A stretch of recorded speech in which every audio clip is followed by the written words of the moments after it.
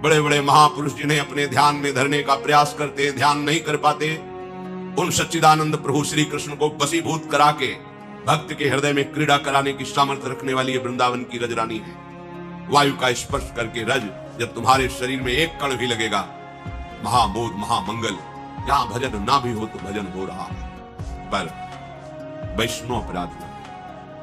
श्रीपाद प्रबोधानंद जी कह रहे, स्वानंद सच्चिदानंद घन रूप तामतीर यावन्न वृंदावनवासी जंतुषु तावत प्रविष्टोपि न तत्र विंदते ततो पराधात पदवीं परात् पराम।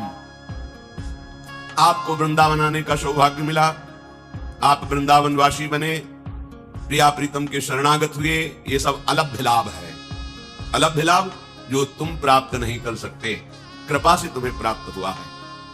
श्रीधाम वृंदावन में जितने भी जीव जंतु प्राणी वृक्ष घास तिनका, ये सब महान भजन करने वाले महापुरुष यहां कर इन रूप में विराजमान।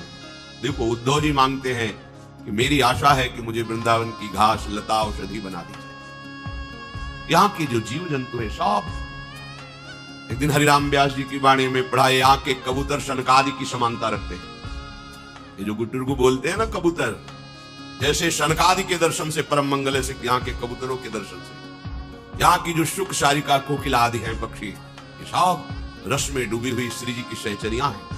करोड़ कल्पतरु को हे कर देने वाले यहाँ के तुम्हें नीम बंबूल झाड़ियां जो दिखाई दे रही, ये धाम है। गुप्त रूप से महापुरुष इस रूप में विराजमान। श्रीपाद कह रहे हैं, ततो पराधात पदवीं परात् पराम। जो श्रीधाम वृंदावन आकर के, श्रीधाम वृंदावन का वास स्वीकार करके यहाँ के वासियों में दोष दर्शन करता है, उनकी निंदा करता है, उसे किशोरी जी की कृपा कभी प्राप्त नहीं हो सकती। वृंदावन में रहते हुए भी बड़ी कृपालु हैं।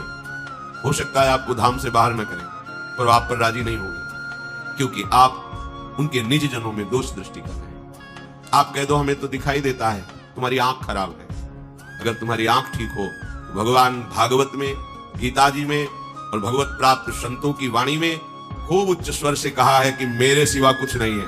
देख पा रहे हो तुम? बोले मैंने सत्य देखा, वो ऐसा कर रहा था। तो तुमने सत्य को जाना ही नहीं।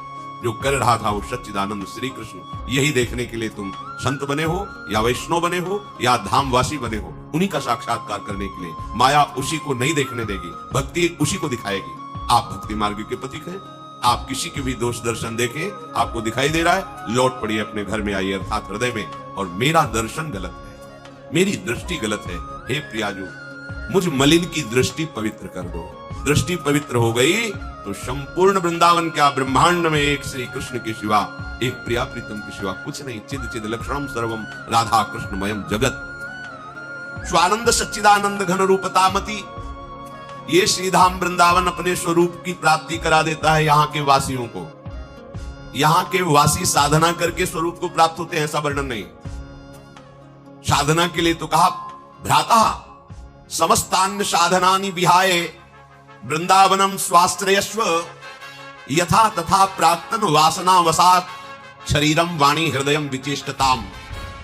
इतना प्यार कर रहे हैं श्रीपाद प्रबोधानंद जी महाराज कह रहे, ए भैया, यदि तुम्हें इसी जन्म में भगवत प्रेम प्राप्त करना है तो भ्राता समस्तान्य साधनानि विहाय, भैया सब साधनों का त्याग करके वृंदावन का आश्रय ले लो।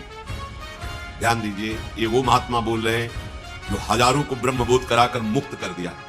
एक दो को नहीं, हजारों को ब्रह्मबोध कराकर अखंडानंद की पदवी प्रदान करने वाला महात्मा बोल रहा है। ऐसे कोई बोले तो बोले पता नहीं इनको साधनों का ज्ञान हो कि ना ज्ञान। वेदांत के अद्भुत विद्वान, आद्य गुरु भगवान शंकराचार्य के मार्ग के मर्मज्ञ महापुरुष, स्वयं मोक्ष पदवी को प्राप्त और हजारों को मुक्त करने की सामर्थ्य रखने वाले वृंदावन की रज का जब उनको महत्व पता चला तो क्या बोल रहे हैं, भ्राता समस्तान्य साधनानि विहाय। अन्य जो शास्त्रों में साधनाएं वर्णन की गई है, बहुत बड़ी महिमा की बात कर रहे हैं। आ जाओ छोड़ करके वृंदावन में आ जाओ। वृंदावनम स्वाश्रय